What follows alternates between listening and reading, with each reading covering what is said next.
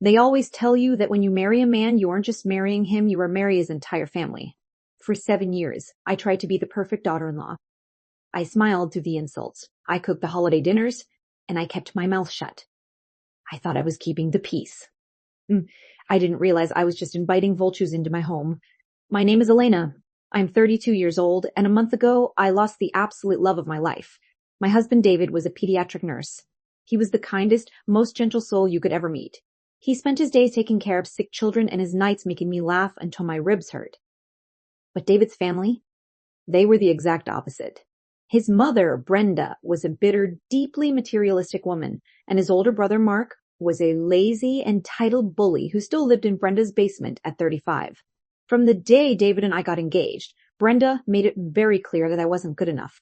You see, Brenda had this massive ego. Because David was a medical professional, she assumed he made a fortune. She used to brag to her friends about how her son was paying for my entire life. She didn't know the truth. David loved his job, but nurses don't make millions. I, on the other hand, am a senior cybersecurity consultant for a major tech firm. I work quietly from home in my sweatpants, but I make almost 5 times what David made. When we bought our dream house, a gorgeous 5-bedroom property in a high-end gated community, I paid the down payment entirely in cash. Because David had some student loan debt and we wanted the best mortgage rate, the house, the deed, and the mortgage were put exclusively in my name. David wanted to tell his mother the truth so she would stop treating me like a gold digger, but I told her not to. I didn't want to embarrass him. I didn't care about the credit. I just cared about our life together. 3 weeks ago, that life was violently ripped away from me. David was driving home from a night shift at the hospital when a drunk driver ran a red light. He was killed instantly. The world stopped spinning. I couldn't breathe. I couldn't eat. Planning his funeral felt like I was moving underwater. I was entirely, completely broken. At the funeral, Brenda didn't even look at me. She wore a massive black hat, sobbed loudly for the cameras, and accepted envelopes of cash from extended relatives. Mark stood in the corner eyeing my jewelry. They didn't offer to help me. They didn't ask how I was holding up. They just treated me like a guest at my own husband's funeral. But the real nightmare started exactly 48 hours later. It was a Tuesday morning. I was sitting on my living room floor, surrounded by photo albums, crying so hard my chest physically ached. Suddenly, the front door unlocked. David had given his mother a spare key years ago for emergencies. Brenda walked in, followed closely by Mark. But they weren't alone. Mark was carrying 3 large suitcases, and Brenda had a stack of moving boxes. I wiped my face, completely confused. Brenda? What are you doing here? She didn't even look at me. She walked straight into my kitchen, opened the fridge, took out a bottle of my expensive sparkling water, and took a sip. We are moving in, she said coldly. Excuse me? I stood up, my legs shaking. What do you mean you're moving in? I didn't agree to this. Mark dropped the suitcases on my hardwood floor, intentionally scratching the polish. He smirked at me. You don't have to agree, Elena. David is dead. This is his house, which means it belongs to his blood family now. Brenda is taking the master bedroom. I am taking the guest suite. I stared at them, absolutely speechless. My husband wasn't even cold in the ground yet. The flowers on his grave were still fresh, and his mother was already here to steal his property. You need to leave, I whispered, my voice shaking with a mix of grief and sudden boiling rage. Right now. Brenda slammed the water bottle on the granite counter. Listen to me, you little leech, she snarled. My son worked himself to death to pay for this luxury house while you sat at home on your laptop. You are not keeping it. I have already spoken to my lawyer. As his mother, I am entitled to his estate. You have until Friday to pack your cheap clothes and get out of my house. Until then, stay out of my way. Before I could even process what she was saying, Mark pushed past me, walked up the stairs, and went straight into the master bedroom. I heard the sound of my dresser drawers being yanked open. What are you doing? I screamed, running up the stairs. Mark was literally throwing my clothes, my dresses, my sweaters, my underwear into the hallway.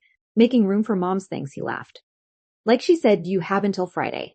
Consider this a head start. I didn't cry. I didn't scream anymore.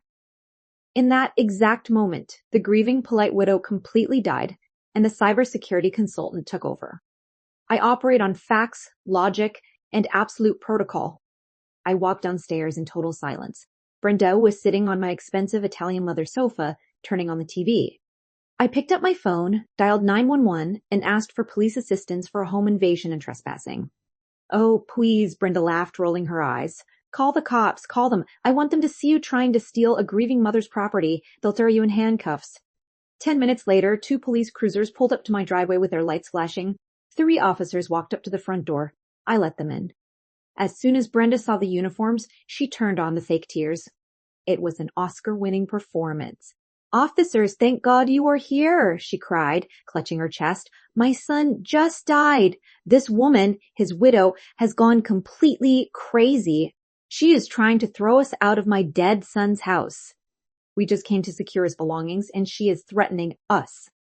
The lead officer looked at me, his expression softening with sympathy. "Ma'am, is this true? We understand tensions are high after a death, but this is a civil matter. If the house belonged to your husband, his estate will have to go through probate court. You can't just lock his family out." Brenda smiled a wicked, triumphant smile at me. "Officer," I said, my voice completely calm and steady. "My husband didn't own this house." The room went dead silent. Brenda stopped fake crying. I walked over to my digital safe in the home office, unlocked it, and pulled out a thick manila folder. I walked back and handed it directly to the lead officer. "Here is the original deed to the property," I said loudly, making sure Mark and Brenda heard every single syllable. "Here is the mortgage agreement. And here are the property tax records for the last 4 years. You will notice that my husband's name is not on a single one of these documents. I bought this house before we were married. I pay the mortgage. I own this property 100%. David's name was never on the deed." The officer spent 2 minutes reading the documents. Brenda's face turned from pale white to bright red. "She's lying," Brenda screamed, pointing a shaking finger at me. "David bought this." "He's a doctor. She's just a lazy housewife. It's a forgery." The officer handed the papers back to me and turned to Brenda, his hand resting casually on his duty belt. "Ma'am, these documents are notarized and legally binding. The sole owner of this property is standing right here, and she has asked you to leave, which means you are currently trespassing on private property." Mark came running down the stairs. Wait, we have rights. We're his family." "You have exactly 5 minutes, the officer said, his voice dropping to a hard, commanding tone. "Pack your bags and get off this woman's property, or I will arrest both of you for criminal trespassing and attempted burglary." I will never, ever forget the look of absolute humiliation on Brenda's face. The entire neighborhood was outside. My neighbors were standing on their lawns, watching as the police escorted a crying Brenda and a furious Mark out of my front door. They had to drag their heavy suitcases all the way down the long driveway in front of everyone, while the police stood on the porch, making sure they didn't try to come back. As Brenda reached the sidewalk, she turned around and screamed that she was going to sue me for every penny I had. She actually tried. 2 weeks later, I got a threatening letter from a cheap strip mall lawyer she hired. I simply forwarded the letter to my corporate legal team. My lawyer sent back a countersuit for emotional distress, property damage for the scratched floor, and harassment. Brenda's lawyer dropped her immediately when he realized he was going up against a multi-billion-dollar tech company's legal department. Now, Brenda and Mark are completely blocked. They didn't get a dime. They didn't get a single piece of furniture. They lost their son, and because of their greed, they lost the only connection they had left to him. I still miss David every single day. The house feels huge and empty without him. But every time I sit on my sofa and look at the beautiful, quiet living room, I smile. Because I know I protected our home from the vultures. What would you guys have done in my situation? Have you ever dealt with toxic, entitled in-laws who thought they could walk all over you? Let me know your craziest family stories in the comments, and hit that subscribe button for more reality checks.